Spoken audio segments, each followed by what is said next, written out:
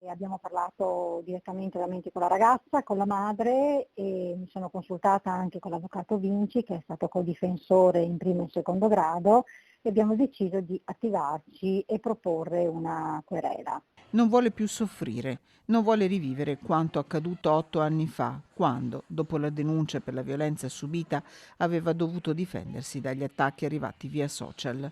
La vittima, allora quindicenne, adesso 23enne, intende querelare Filippo Roncato, il giovane condannato per stupro che ha scelto Instagram per sfogarsi.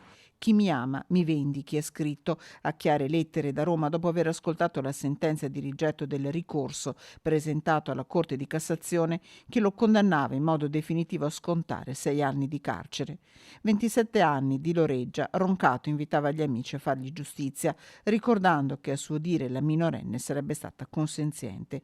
I fatti risalgono al 21 agosto 2015. Il giovane, all'epoca 19enne, PR della discoteca Baita al lago di Castelfranco Veneto, incontra una quindicenne nel locale con un'amica. Qui lui abusa di lei mentre un amico del PR, anche lui condannato per violenza privata, tiene ferma l'altra ragazza, amica della vittima, che vorrebbe correre in suo aiuto.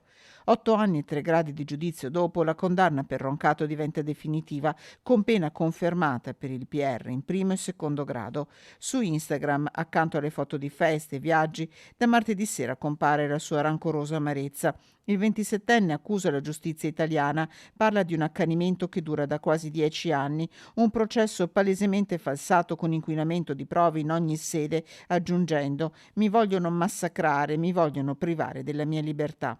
Il titolo di quel post scatena immediate reazioni con numerose approvazioni nascoste dietro i cuoricini. La vittima adesso è di nuovo presa di mira sui social, come racconta al telefono il suo avvocato. Adesso temono che con il clima d'odio che in generale è presente purtroppo negli ultimi tempi in Italia ci sia qualcuno che possa accogliere l'appello del Roncato. Abbiamo visto via social che qualcuno ha già manifestato in un certo qual senso solidarietà. La cosa verrà sicuramente segnalata alle autorità competenti in modo che si vuole proprio troncare fin dall'inizio questa situazione, sia perché la ragazza non abbia da rivivere ciò che ha già vissuto, sia perché è giusto proprio attivarsi fin dall'inizio. Un terribile ritorno al passato per la ragazza che ripiomba nell'incubo vissuto 8 anni fa.